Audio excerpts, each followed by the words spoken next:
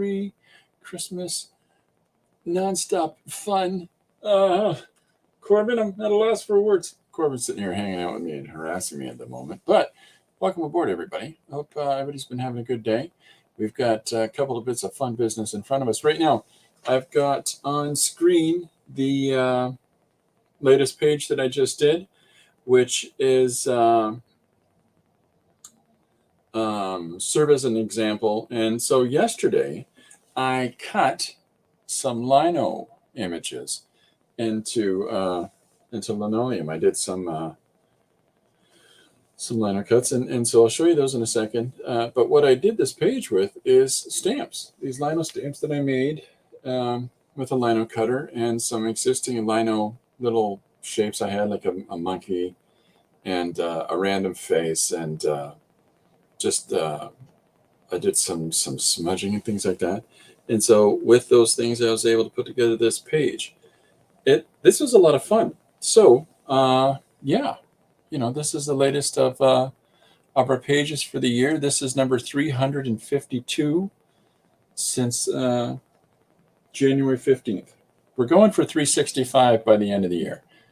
I don't think I'm going to make it, but we're having fun anyways. So okay, well, let's get down to some fun in the sun, and we'll put up the main screen.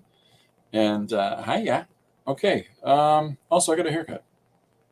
So let's go. So there's the image today. Again, a lot of fun. There's little star stamps that I have, and so I put those little star stamps on a couple of surfaces. If you look up on the Patreon, no, you can't sit on me right now. All right, Jesus, come on. So the original art I always post on Patreon, and so because of that, it sort of shows the behind the scenes of the process of whatever it is that I'm going about and doing. And with ideas like that, with different challenges and growth and learning, it's just sort of adding more to the arsenal, more to however it is I might be able to see what I can do with things. I'm enjoying that. I enjoy the opportunity that presents, and it sort of helps me to sort of figure out what's next. What can I do? What can I develop next? Where can I go with things? And I'm pleased by that. Like I'm really pleased by being able to approach different work in different ways, and to see how I can find possible new ways to convey story. But let me go through this little process with you while the cat, again, decides that he's in charge.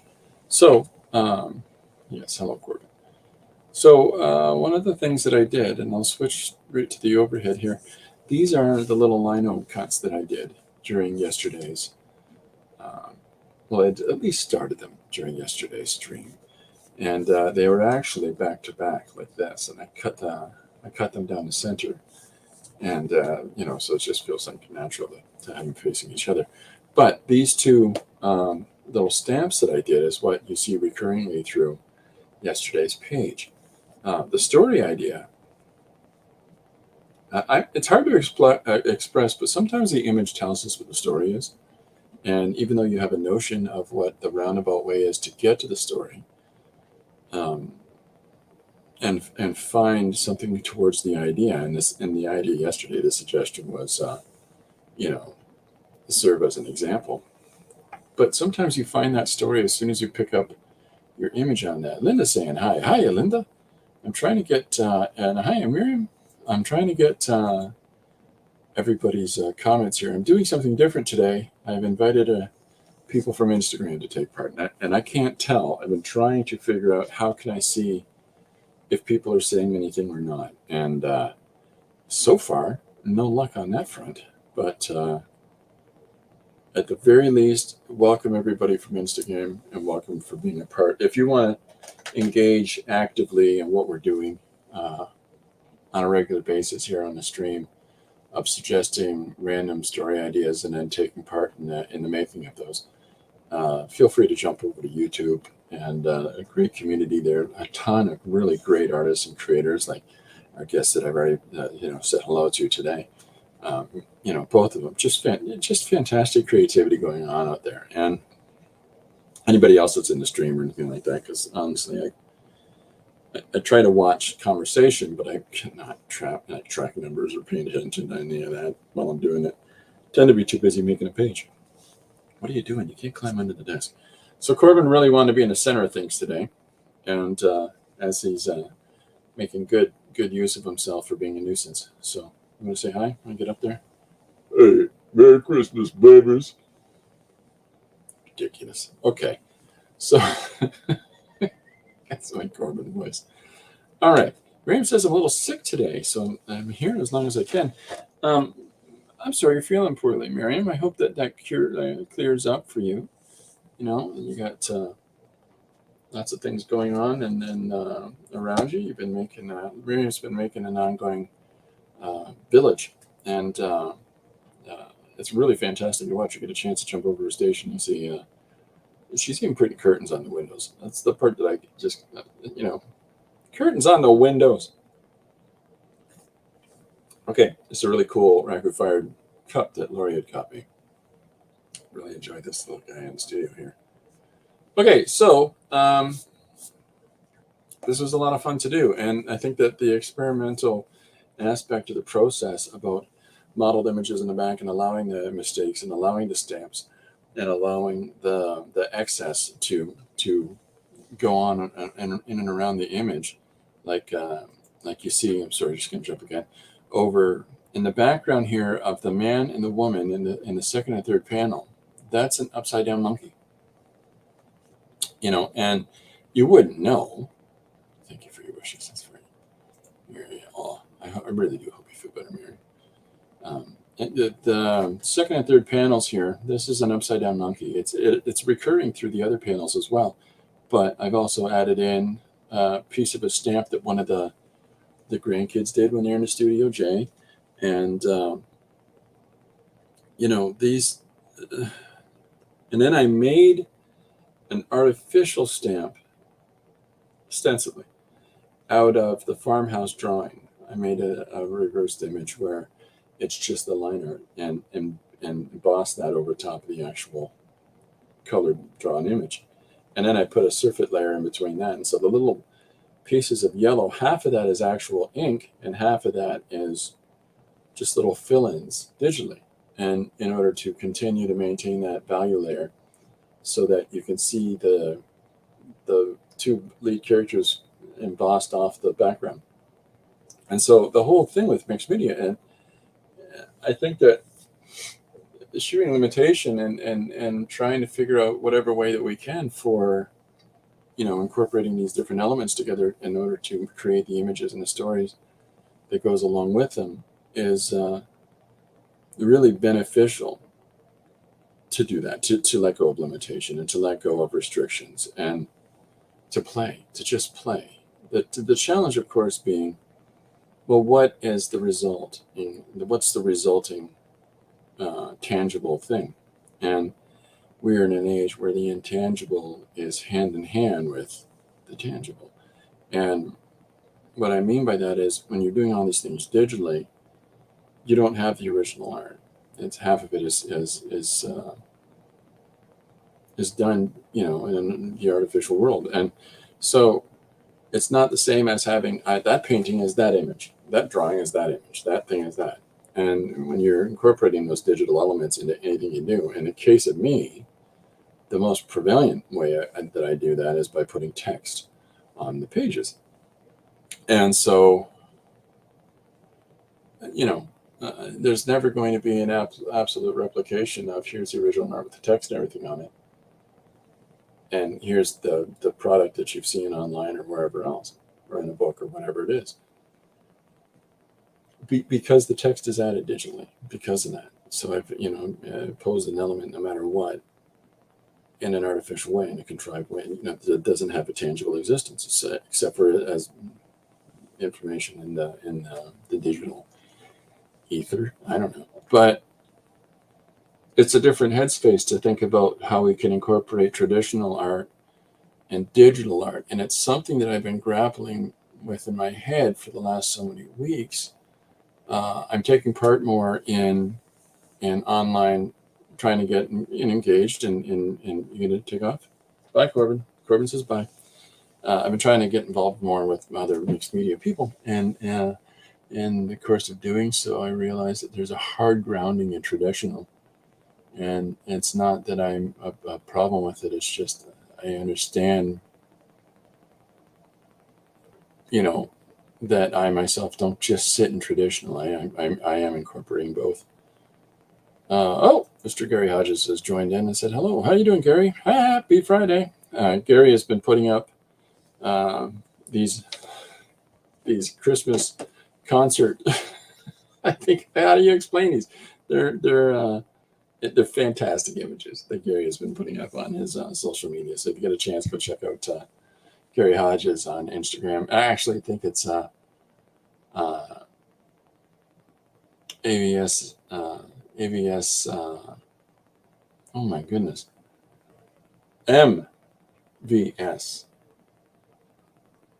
I have to look it up in your book. I'm sorry, Gary. What have I done? I've dropped my unit. Are we still there? Hey, we're still there.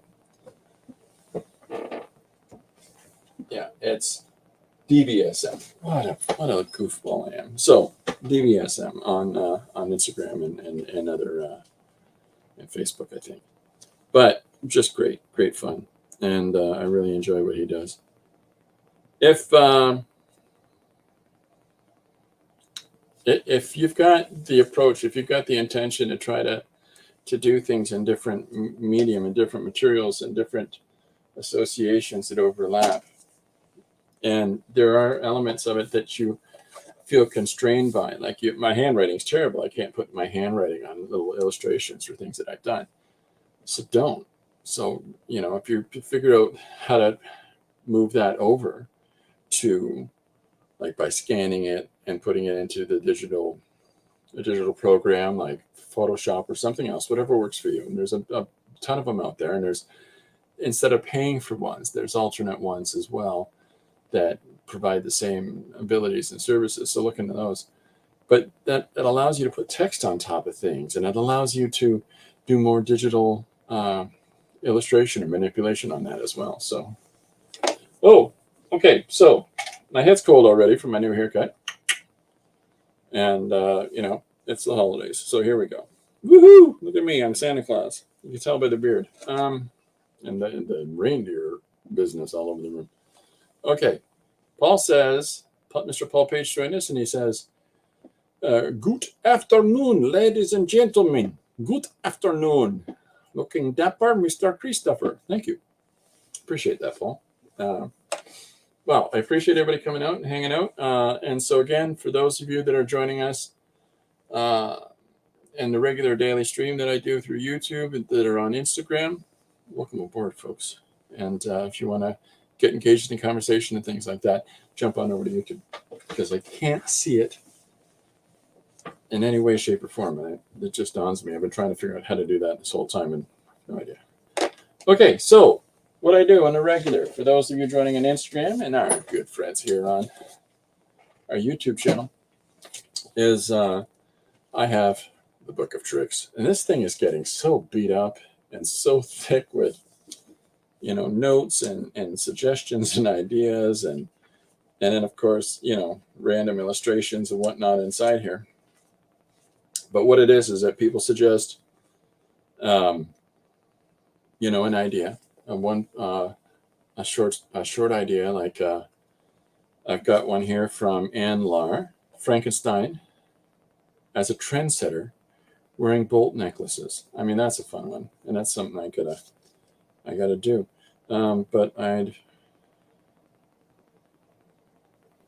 I've got a whole bunch in the same page that I actually stepped over, and I want to cut back on doing that. I got to go back and make sure that I do all the ones that have been suggested along the way, and I've missed a couple. And So I want to do that. I want to get down to it. So I'm going to do a suggestion. Um, Spaceship fight. That's so basic. Come on. But it's a suggestion from Spengler. And another one is Adventures in the Space Bed, and that comes from Caitlin. So I'm going to type that into the chat for those of you that can see it. Miriam says, something funny, me searching your Saturday stream on a Friday and worrying that I couldn't find it, Paul.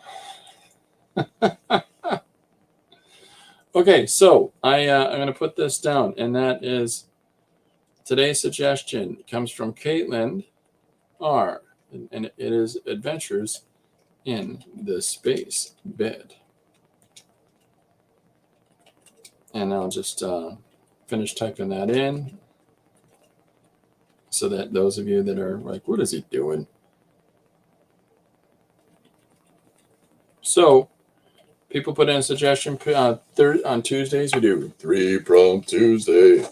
And, occasionally we have people come in and join us on the stream and do stuff with us. But today's, I'm sorry, this is really aggravating me. We had Chris Ackley join us from Mexico on the stream recently on 3 Prompt Tuesday. And that was really fun. That was really exciting. I enjoyed that immensely. And we both of us did a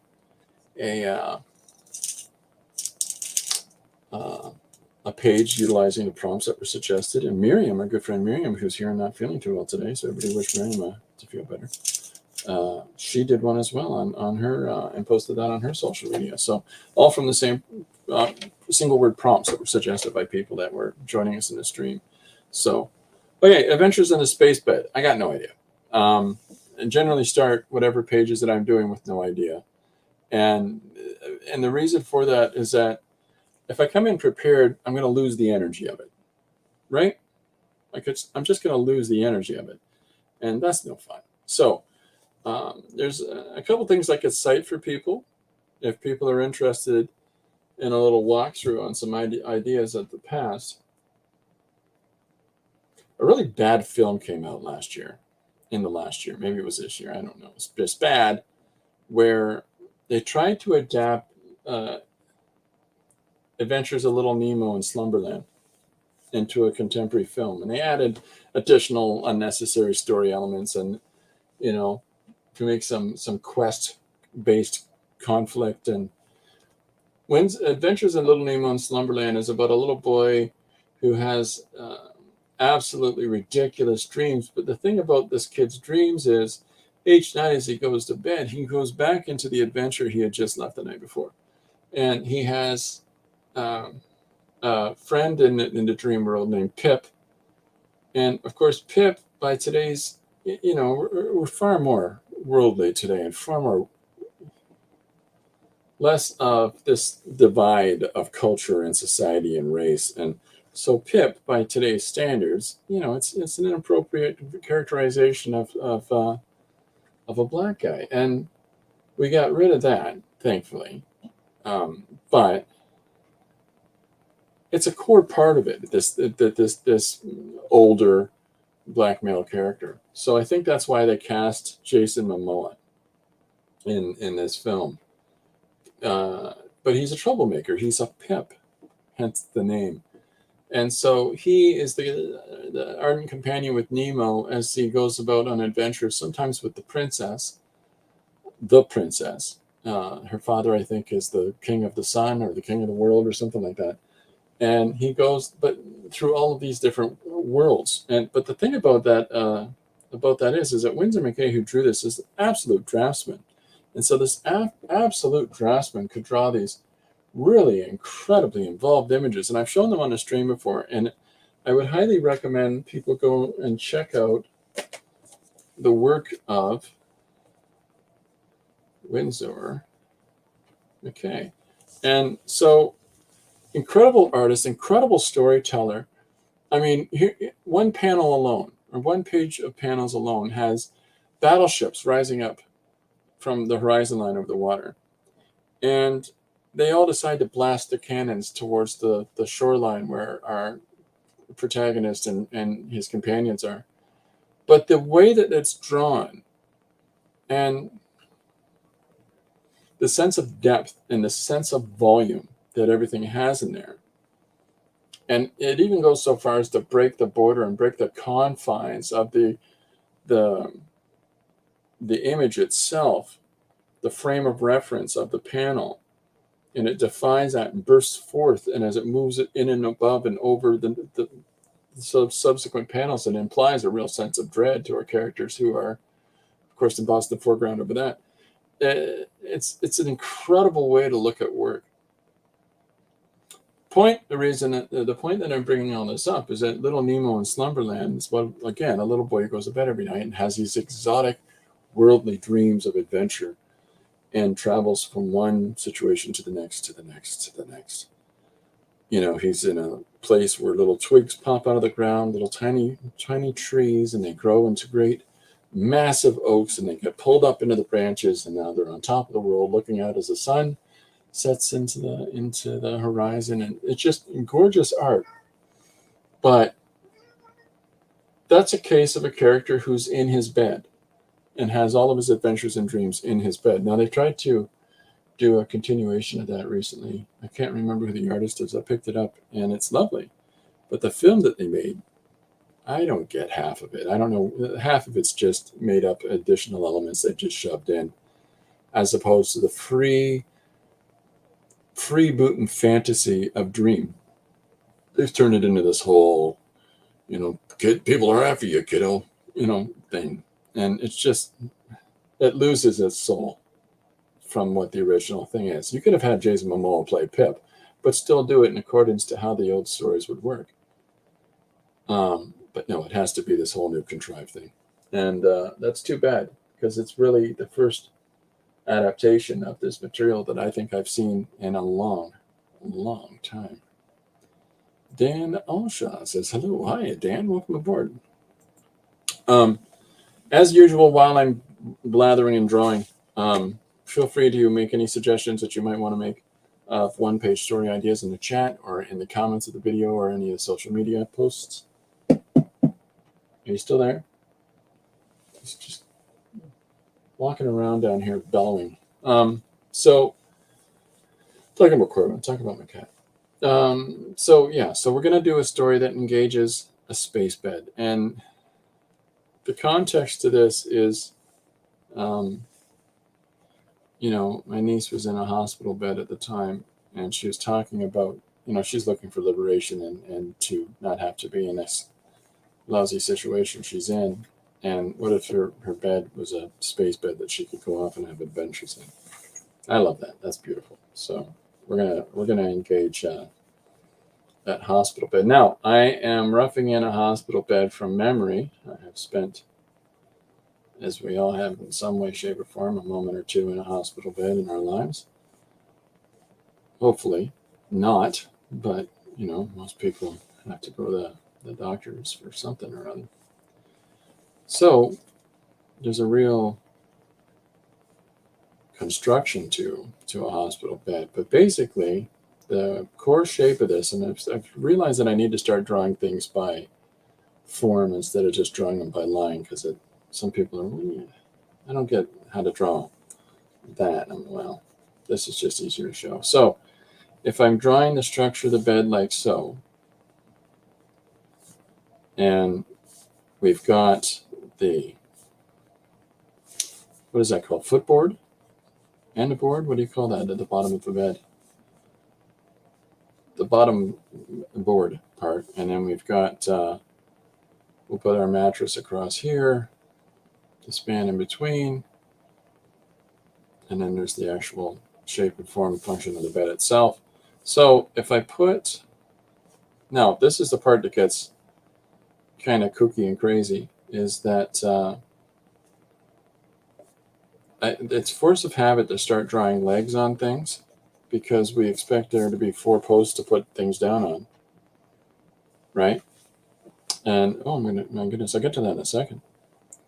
So what they do is they have this fantastic mechanism now, their beds, where it has the ability to raise itself on a diagonal axis. And so if you look at, next time you're in a hospital space, I always suggest surveying your surrounding and trying to commit something to memory.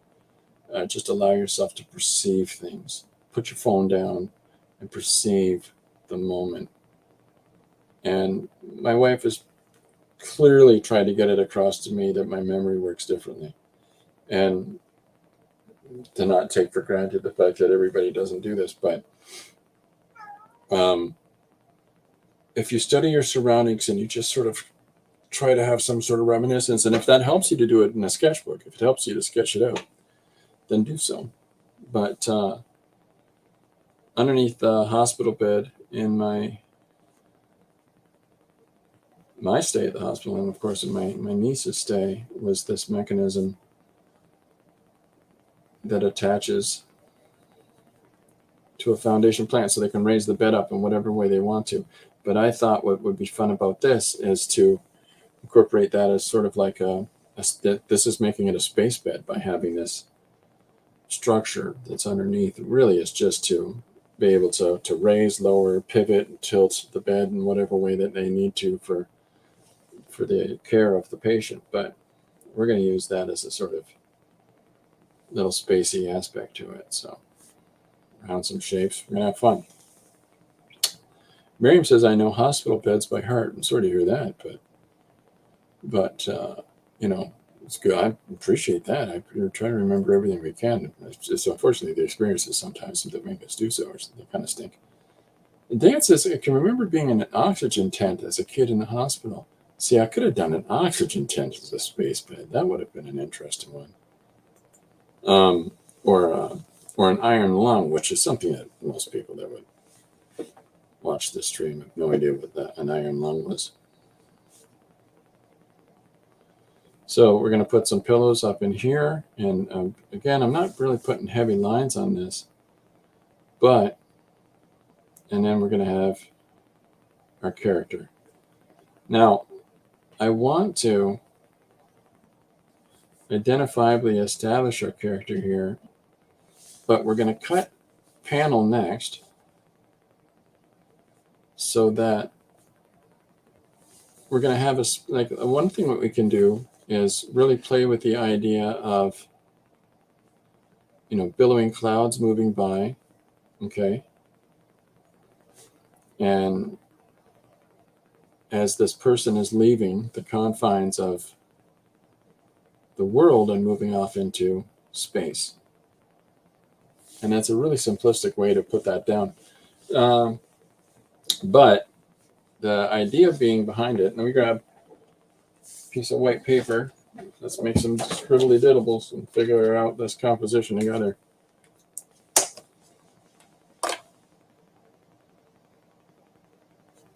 Miriam says, don't have a tube anymore. It's a long metal panel with the inlets. Okay. All right. So now in our page, right, we've got a couple of different ways that we can lay this out. If we start by drawing the bed, and the fun thing about imagination is that we can make up whatever we want this to look like. And as long as it generally looks like a bed, that's what we're trying to get across to our viewer. It's less about exactness, and it's more about the storytelling aspect of it, right? Somewhat recognizable, but at the same time, we get to take grand liberties because we're doing whatever we're doing. So if we have our bed and we have our character who's sitting in said bed, and they're moving through the clouds, and I think you can see this a little bit easier. And there's our space, and I'm just doing a really flat generalization of the image. I think what might be fun for today's thing, because I've been doing, yesterday I did text up in the top part of the page. So let's do this. We can use this entire space down here for our logo for today's story, for our title for today's stories. And, and why not? Why not just have this floating over top of the clouds as the clouds move in and around there? But it's just sort of like, in old 1980s films, there was this real thing once technology had developed the ability to overlay text on the screen and with dimension to it. You used to see all these movie titles just come moving forward into a shot towards the camera. And so that's the idea that we're going to use when we put this down here. So we've got our adventures in the space bed. I think for the next panel, so we've identified character in the bed and in a situation that isn't normal for, you go to bed, you jump into bed, you're within the confines of a room, and you're grounded for one, and you're not, there's not a lot of liberty to that. You're in the bed, right? In the bed, in the room, in the building, house or hospital, whatever it is. And so in this case, floating or flying through the sky with this crazy, somewhat futuristic, modern, bed like I've seen in a hospital. I was in a hospital a couple of years ago, and so this is where my brain is connected to and identifying the bed. So what we can do is cut to a shot where we've got, our little character here with their hair, and so we'll have our character say basically, "Oh, here we go again," and I think that by being able to do that, it sort of lets us have, get little glasses on her. I think by having our character and having a tight shot on our character and establishing their identifiable perspective on the situation at hand, it's going to let us dive right from the context in our narrative, the crazy world that we're in, directly into the character of our lead protagonist. So if she's sitting there, and she says, "Oh," and we're a little girl that says, "Oh, here we go again," and so we'll bring that shot in a little bit closer. Our folded blankets hanging over the side of the bed, and then we'll cut our panel like so. It just sort of establishes for us this large space, but then we move immediately into that first panel. And the way that we can control this, the reason we get the viewer to follow the line of sight that we want them to in the course of our narrative, is as simple as, here's our first panel, and we put the first balloon right there. So no matter what, if you go down and read Adventures in the Space Bed, it's still going to pull you back up to here as this person says, "Oh no," right? "Oh no." And then the next linking panel moves more directly into this one where they say, "Not again." And then we can continue this narrative across the page by, having him go so far as to say, "Every night," right? Like just that, oh, here we are, that exasperation that every night, why can't I get a decent night's sleep? Adventure, adventure, adventure. Just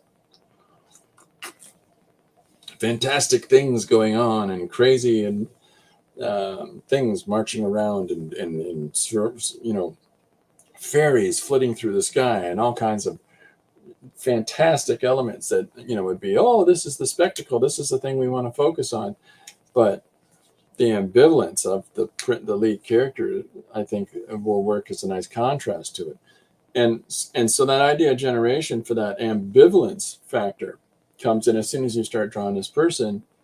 And all it takes is this crazy situation for a person. As soon as you come up with some text like, "Oh no, not again," you've already informed yourself as you're writing this about where it goes. David Mamet says that, developing characterization and things like that is almost an artificial act, because you will develop characterization for your player actors and whatever your narratives are through dialogue. Now, visually, you develop them that way as well when we're drawing sequential stories, because, a shrug of the shoulders, right? A macho pose with the hands on the hips and a "listen here, fellas," that defines a different character entirely. But that connection between the two, the text and the image, by having somebody leaning on their bed, oh no, not again, tells us so much more than if we were to spend the time trying to, oh, the person could be like this and could feel like that, and maybe they're here because of this situation. Let's just stick to the story. And those parts, those aspects of our character will peek through. If you make whatever decision you make, in this case of what might cause this person in their dreams to go to these fantasy worlds, you can develop all of that. But why not develop it in the course of the story, that as you're breaking it down? So if you're breaking down the story as this fantasy factor, and you set yourself a simple rule: fantasy world, ambivalent participant, right? So if you look at the juxtaposition of those things, if you look at how it's almost like they're diametrically opposed. It's like you've got, in this side, it's, oh, wonderful, crazy, spectacle, fantasy, enjoyment, woo, right? But on the other side of it, it's like, I really don't care. Like, it's just so mundane to me. Sort of turns the thing on its ear. It sort of turns the idea on its ear, because in other places, most fictions would have us look at a person, say, oh, Dan says like a Star Wars rolling 3D effect. Yeah, that's another example of that. What I was referring to earlier. Sorry, I missed that, Dan. So where was I?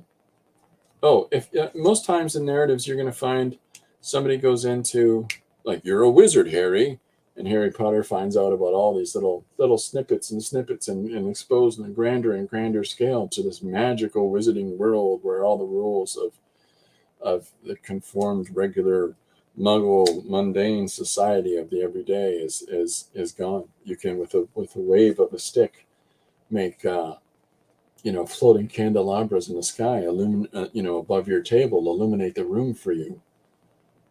Or, oh, I'm going to wave my magic wand and dinner was going to bake itself. Now, bearing in mind, in that world, there's a whole elaborate thing you have to do in order for it to bake properly. None of that really, you don't have to overly define that. Just the simple act of doing this, and then there's a loaf of bread being baked over the table with no perceivable form of heat. It's magic. You don't have to explain magic, right? Any civilization advanced enough appears magic to those that aren't the same level. Who is it said that? Asimov, I think. Paraphrasing, of course, because I never get quotes right. But in this case, we can do whatever we want with whatever fantasy elements and put those in there, as long as we establish a basic rule of this world and having it set up.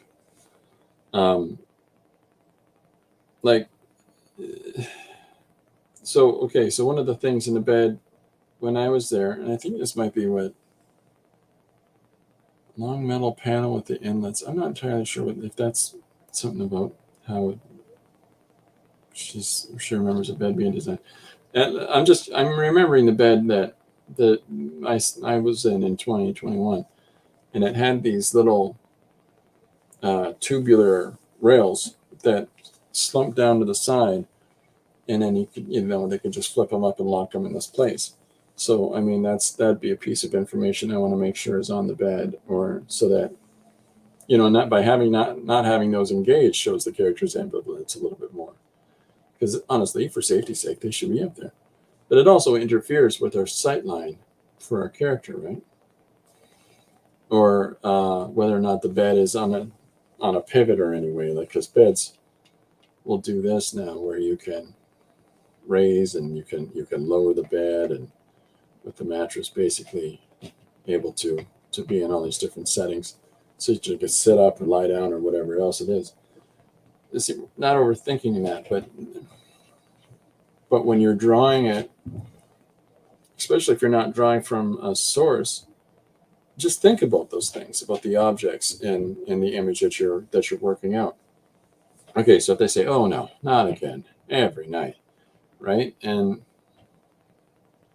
then it's just a pure, exciting opportunity for us to draw this character in this world in whatever way. And what I mean by that is we can have gigantic giraffes walking by that are grazing in the clouds. It doesn't matter. There's no part of this that says it has to be grounded in a specific way. But there's every part of this that says it's a liberation about a person having adventures in this space bed, as the suggestion gives us. Without so clearly defining it, it just becomes a foray into ours and hopefully their imagination. So I think for the next, I got this roughed in. I'm not going to get overly concerned about it, but I'm going to go right into drawing. Let's get our little Carol character down here. And I haven't decided yet whether I'll ink this or I'll just clean up my line work with my pencil. And then when I scan it, I can transfer that into the line art. And I know that leaves it granular, and I know that some purists are like, yeah, no, you shouldn't do that. We do whatever we want, right? No rules. But some people say, don't do that. Well, why not? We got to have legitimate reasons why one thing can be done and another thing should not be done. These hard, fast rules that say it has to be done, it has to look this way when you're doing that sort of thing. Now, while I'm not a real abstractionist by any means, by any shape of the imagination, if we allow that sort of thinking, we never would have forays and explorations and other forms of interpreting the world. And we would lose people like Modigliani and how he sees form in his portraits, or we would lose Picasso's interpretations in his paintings and his drawings. We would lose, the free form of shapes and structures and volumes and space and simple things like. So here's a problem with really everything's perfect and everything's drawn specifically in a certain way, is that following all the rules and is that you lose a lot of the energy, and you lose a lot of the excitement in whatever it is that you're telling story-wise. You just do, because as soon as you get more and more held up and repressed and thinking about, well, this is the way it's supposed to go, or this is, you have to make it look a specific way, and you might find something in the exploration that contributes to it being identifiably yours. And your objective in what we're doing, my objective in what I'm drawing here, and the engagement with everybody else, is we want to tell a story. That's our principal objective, first and foremost, above all. And everything else to that is secondary. That's why I'll jump from one medium to another, and that's why I'll jump from one approach to another. And that's why I'll try, stylistically that alters what I'm doing. And all of that is completely fine. And I don't consider, I don't overly think about it, because I'm just trying to tell some interesting stories. Or, that's at least somebody, connects to. And beyond that, everything's up for grabs, right? Does this look like a giraffe? Maybe not.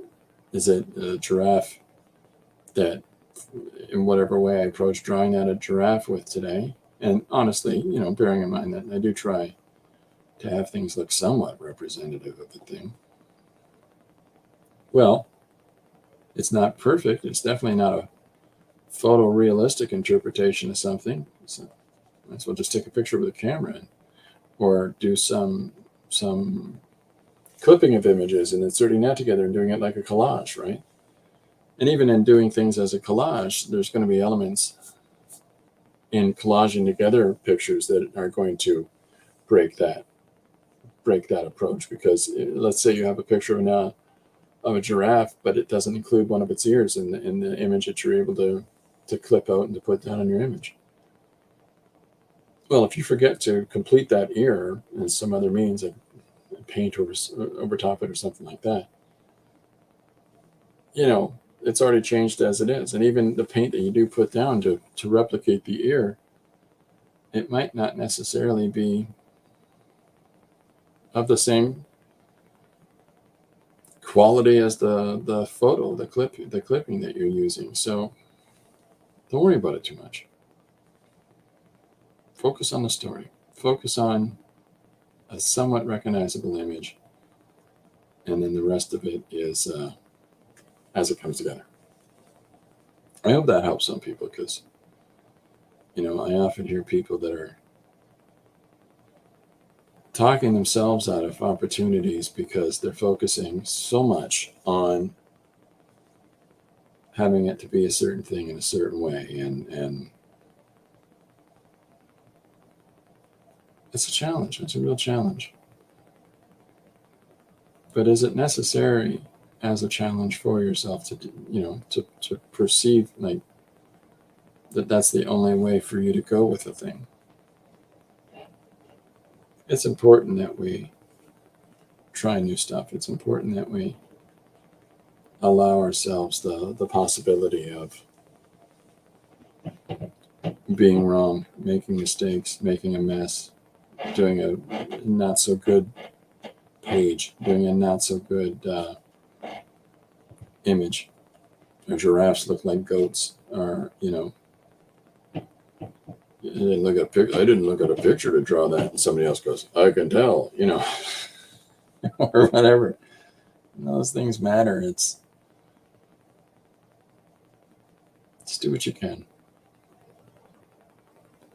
So I'm drawing our protagonist, and the way that I'm putting it in the image is that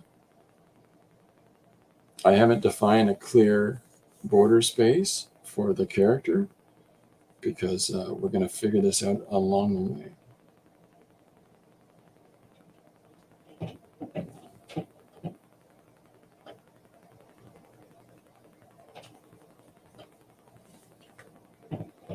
We're a couple days away from Christmas, for those that celebrate Christmas. We're right in the middle of a whole bunch of different holidays for a whole bunch of different people. And I've said this before, I'll say it again. I hope that you are good. And what I mean by that is I hope that everything's okay. And if it's not, and you feel compelled to chat to anybody, then, or that you feel like you're missing the ability to communicate with others, reach out. There's always people here for you. And, sometimes we get caught up, drop my pencil. Sometimes we get caught up in,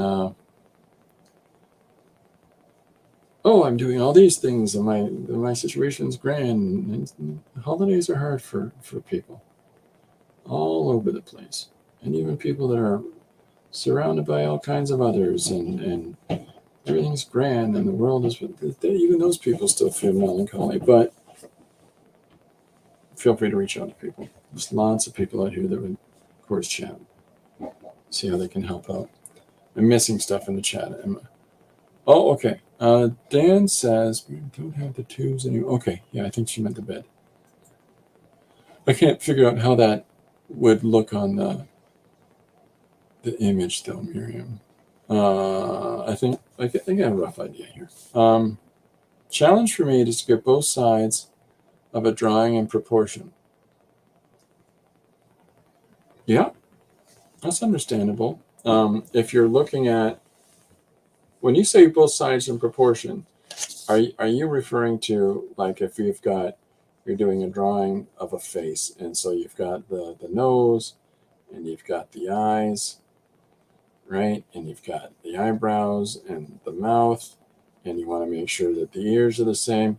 Like, are you talking about that, Dan? There are no more oxygen tubes.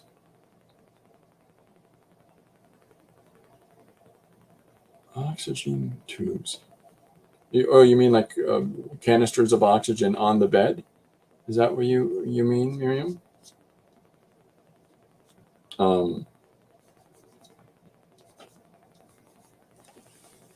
So I'll try to figure that out here. I'm sorry. Then if you're referring to both sides of a drawing in proportion, like a proportion of the form, that's one thing. If you're talking about symmetry or asymmetry in a drawing, that's another thing. If you look at an image, okay, yeah, thanks, Miriam.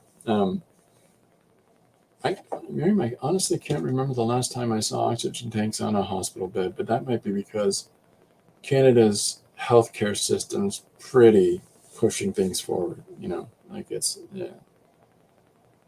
There's all kinds of reasons to have canisters of things in rooms and stuff like that, but generally, the most I can ever remember is large canisters in a corner, upright, but never anything on a bed. Oh, beside the bed, you mentioned those. Well, with different places, different shapes, I think. Okay, so Dan, if you're referring to the proportions of the form, that's one thing, and that's just the routine of looking at the form and how it balances. If I often I'll draw this for people, is that if the body is moving this way, so that your hips are turning down and as your body is contorting that way, it's a hot rod we're talking about. Okay, well, then you just think about how shapes move in correlation to space with each other. Now, hot rod, if you've got as you're drawing your hot rod Lincoln, anyways, and am I on screen? I've got it on screen. I'm sorry. Okay, so if you've got your hot rod and it's got its big, cool shapes, and I'm going to draw whatever random, looks more like a Santa sleigh right now. Bear with me.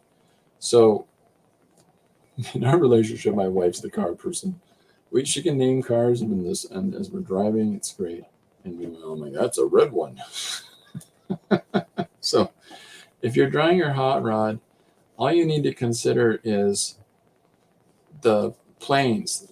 Think about the planes as you're drawing it. And so as you're drawing the seat, think about how this plane of the seat sits behind the side here. It falls in behind it. And when you're sketching it out, if you find benefit to sketching it out as boxes first for yourself, that'll help you keep it in shape with one another. And then it just becomes, if you place yourself a vanishing point and then you work all of your lines to the vanishing point, okay, then there's the front part of your bed. And then you think about, well, we're gonna look at the back part of the bed, and so it's going to the same point. Again, we've decided that our lines here are vertical, moving up and down. So then this part of the bed would travel to this point here. And then if we have a second point, equal and opposite on the page, a little lower, and we work these lines to that, then you've got a perspective that you've put into your drawing. Is any of that in frame? I am terribly sorry. So you've got these lines falling to this point, and you've got these lines going to that point. And so when you're able to look at things broken down into their basic shapes like that, then what that's going to give you is the perspective part of it. And it's just a case of allowing yourself pattern, like repetition, and doing it on it's not so much you just have a regular schedule or just constantly keep drawing hot rods or hotel or hospital beds or anything like that. It's just as you look at volumes in space, and I always say this, if you can look at these three shapes in the world, a square, a triangle, and a circle, and in order to develop, and you see all these objects that are around you, Okay, and whatever your environment is, you're going to see these objects around you. Now, how do I draw that object here? Well, so the second step of it is recognizing the sides and the other parts, the other shapes on that object. Like with this cup, when you look at this cup from above, it's a circle. When you look at this cup on the side, it's part of a triangle. And what I mean by it's part of a triangle is that if you continue this line and you continue this line, that's a triangle. You cap that part off. You allow a circular beveled edge here, a little circular beveled edge there, and you're starting, and then you get into this wonderful little half triangle, half circle. Here's a circle. This part's a triangle, and you can break down any shape using those three basic forms. Now, as you get more complicated and things get more complex, then you'll start understanding them in dimension. And you'll start seeing these forms as having volume. You know, you won't see triangles. You'll see the pyramidal structure of them, because you know that, you know, if I can do this as a sort of pyramidal structure, as I'm drawing this cap on top of this roof, that makes more sense. And I can imagine the other part of that structure. I don't just see it as a triangle in front. I realize that that gable that pops out and goes back into the rest of the roof is basically a pyramid, or a pyramidal shape, or a stretched triangle, or a number of triangles on different planes. And so when you can see things like that and understand things in that kind of way for form, then when you step over, and so you know that this hospital bed, we'll use this example again, or a hot rod, or whatever it is, like a hot rod car is basically a big rectangle that's lying on its side and in your whatever your composition is. But as soon as you put a vanishing point, like as soon as you put those two lines on opposite sides of the paper, and you utilize these two lines to have, you know, a clear understanding of where the actual vanishing lines, or the actual lines, go to for the form, then you can draw your hot rod hospital bed, what, you know, car, rectangle, whatever it is, using these basic shapes. But that still breaks down into this, this, and this. And as soon as you can figure out the spacing of those, and the fact that, and one of the things, and this is the other thing that people have a hard time with. See the line that goes to the vanishing point here and here at the top and bottom of the circle? It tells you how big your circles are for your wheels. And when you think about them being equally spaced on the side of your car, and then you put your wheel within those two sets of lines that fall back to that line, these two sets of lines that fall back to that point, I'm sorry, then you understand the size of your wheels. And the more that we allow ourselves to see things, now I suggest you close your eyes and look at it and just try to build it in your head. Just try to realize a car has shape and form and volume, and then you see all the different little patterns and pieces of information that break down into that car. You know, so that you can sit down and think about a car, and how, here's the front of the car, and it's got a bumper, and the bumper sits across here and bends around there, and then you've got the tire well, and as the tire well sits here, and then you know that the tires themselves have volume, and as they sit there in space, and then there's the hubcap at the front, and you know you've got your matching tire for the opposite side, so your car may good driving, yes, and you know you've got your, at the bottom of your car, you've got the raised wells that the axle sits in at the bottom of the car, and how it moves forward into the gearbox, what turns things like this. And so as you start thinking about all these different parts at the bottom of your vehicle, and you're drawing through space, and as you're drawing this car flying through the air above you, let's say in your dreams, It really is just a case of thinking about the form of the object and drawing it in. We'll make this a pickup truck. So as this pickup truck is flying through the air, and there's its window, and there's the front of the vehicle as it pops forward. I'll push that back a little bit. So as this truck is Dukes of Hazzard jumping over the crick or whatever it is, it's just shapes. It's just, there's your big square, there's your circular shapes. There's some fun little forms that are in here, beveled squares, put some triangles in. The front part here, there's a triangle there. If you follow the roof line here, it'll go back into a triangle eventually. It's hard to explain. I have a really hard time explaining it, but that's the gist of. I hope that makes some random kind of sense, but Dan says nitrous oxide bed.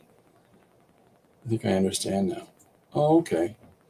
All right. Yeah, no, we still have, in Canada, we still have these cylinders. They just might not be open face in the corner of a room. They'll be in a cupboard or something, and then inside cupboard or something like that. But those things I'll still. It depends. Different hospitals, different levels of care. We'll see all kinds of stuff. Okay, so it says dry humor. Yeah, I think I got a lot of dry humor. I don't mean to. I hope people don't feel like I'm always being flippant and stuff. But okay, so and then when it comes to drawing, we just become more organic with our shapes as we're drawing other things, and you start short stepping a lot of these actions and a lot of these building up these compositions in your head. At least I do. But I've been drawing for a while, and then the things start to become more organic, and we start to see things as we know these volumes to work in correlation with each other. How does the shoulder work in accordance to, the clavicle here, and you start figuring out really weird and random things. Like if you draw a 45-degree angle from your coccyx in your chest, it'll go to your nipples. Why would we know that? Because that's the case it is. And as a person's more broad, that still holds true. And a person's more gaunt, then it still holds true. But there's all kinds of fantastic mathematical correlations in form, and everything can be broken down geometrically. So it's almost like the more that we understand of that, the less that we have to think about it, which sort of plays into the drawing part. We have red and R. So I've got our principal here, our principal. Our protagonist. And so as she's sitting here in the bed, and one of the ways that I can put this into relationship to this is by having, because it's almost like we've done a zoom on this image. And so I can have this, the end of the bed, bump across her in the foreground.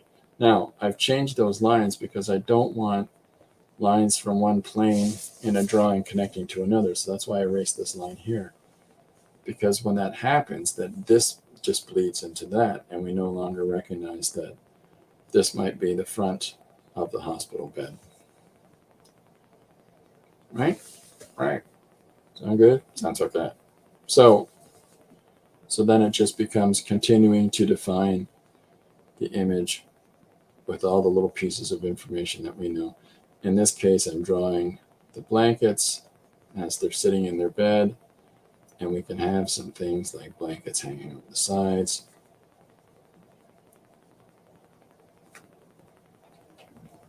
So that our character is within the comfort of their bed. But we know how fabric works, so we're going to hang that off the side of the bed. And that'll give us the opportunity to put the, what is it, end post of the bed? That's going to bother me all day. Okay, so And then we'll have the same things that we outlined here. We know that there's going to be pillow shapes. Drawing this close-up thing tells me the simplification I need to do for that image there. Because there's a pillow there. Oh, well, I got to make sure I put that rough pillow shape in that background, or in that reduced image. I'm actually going to move that over there a little bit, but you get the gist of it. Okay, so here's our character, and then we'll make sure to get the back of this bed into our scene. We'll round that edge. Can't have sharp corners in a hospital room.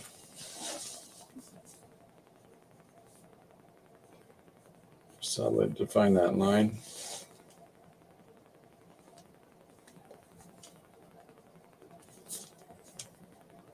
Here's a fun feature that was in the bed I used recently, is that there's a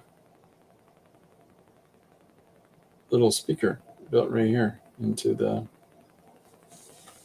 bed itself, so the nurse goes, "Yeah, what do you need?" Not that I ever called the person in the room with me, constantly pressing that button. Anyhow, so here's our character in their bed, and we continue the motif in the background, although knowing full well that this is going to be covered in text, we're still drawing in these cloud elements, So there we go. So we're starting to put together our image. And, looking at the storytelling objective as our principal motivation, and then trying to figure out more and more ways to tell those stories, and trying to figure out more and more ways to improve on these images. This just allows us to tell better stories. More and more practice at writing, more and more practice at doing a thing cannot help us but improve, right? There's this, there's this belief in natural talent. There's all these people that have this natural talent, and yes and no. People have an affinity for things, but natural raw talent is rare, incredibly rare. Someplace along the way, nurturing has happened. Someplace along the way, routine and practice and repetition has happened, and to develop that propensity for something, to develop that natural affinity for something. But there's no such hard and fast rule that because of this factor, of course it's going to be this. Like, it's a funny thing I get asked about the kids and the grandkids, is that, well, considering what I do in a studio all the time, and who I am, does that mean that your kids have probably all got this? Your kids probably all do the same? And I'm like, no. No. We've got 5 kids, and none of them do it. It's they're all their own definable person, and I think it's incredibly important for your kids not to do the same thing that you do.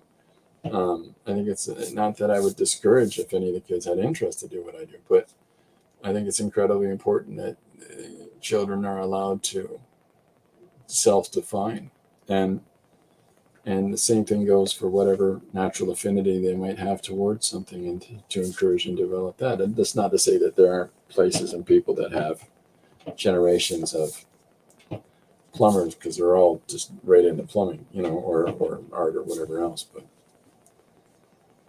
it's time, practice, that we develop and improve with time, with practice, and with intention, and with deliberacy, and we are purposefully trying to learn new things, and to develop ourselves to be able to do things in a more sophisticated means, Northrop Frye was a university professor here in Ontario, Canada.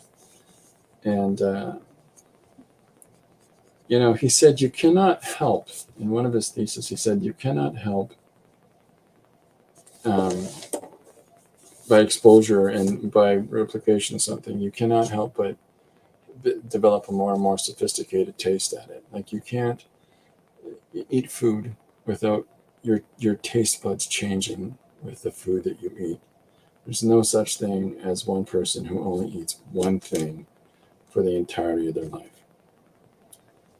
Well, I know somebody only eats eggs every day. Okay, but I promise you they don't eat just one, like a hard-boiled egg, and only hard-boiled eggs all day, every day, for their entire life. There's just no such thing. We can't help but want to do something with the eggs. We can't help but want to, find new flavors and new tastes. And it's the same goes for reading. There's no such thing as a person reading only one thing, right? Somebody might choose a particular novelist to engage with, but that doesn't mean that they're only reading that novelist and no other text, no other literature around them. They're going to. It's inevitable. In a world where there are words used so commonly in advertising and everything else, you're going to see them reading more than just Stephen King. And the same goes for drawing. The more that we draw and the more that we work on, in the context that I'm referring to with myself, storytelling, or that, this is page number 353. Now that's not including the pages that I'm doing in the mornings on other projects, but that's just doing this through this process with the streams. This is 353, and I can honestly say that I feel a lot stronger about some of the ideas and choices and things that I'm doing right now than I would have been doing at the start of January. Am I saying this is better than this? Well, that's up to the aesthetic of the individual reading it. But when I look at what I did, is that I would have, if I did that same thing today for the earliest pieces, then I might have made these different choices to do that. Conversely, there are many pages that I would have done back then that I look at now and go, I really enjoyed doing that approach. I really enjoyed that intention in creating a page. Let's get that back in our tool belt and play with that some more, because we do that. Creativity is like a stream. It ebbs and it flows, yes, but it also winds, meanders around, and ideally it's always moving forward, always moving downstream, and doesn't dry up. Metaphor and analogy, like crazy, but whatever you are and whatever your journey is, allow yourself that. Allow yourself the web and the weaving back and forth and incorporating traditional medium with digital medium, or I'm doing a painting on the wall. Well, I'm going to create some ceramic elements and attach them and affix them to this wall hanging piece that I'm putting on board, and whatever it is. Step through the associated limitations and go for it. This is a time where people will find themselves with a couple of days.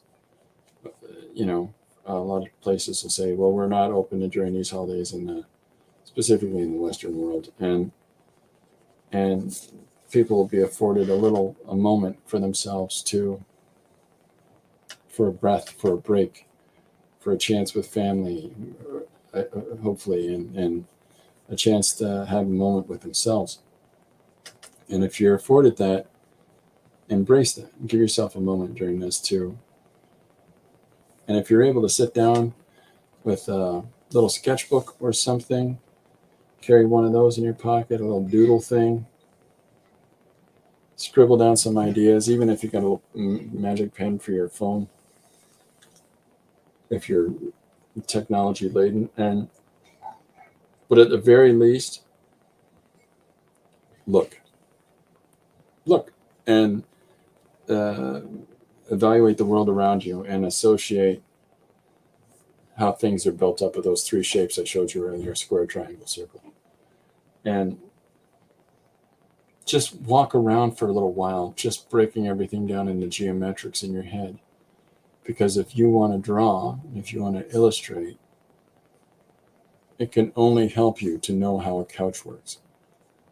It can only help you to know the shape of a car, or the rough shape of these kinds of cars as opposed to those kinds of cars. Or it can only help you to understand what they're doing in architectural designs of buildings. And if you're going to draw,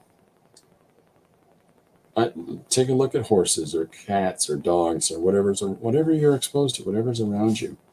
The difference in people's faces, the difference in people's form.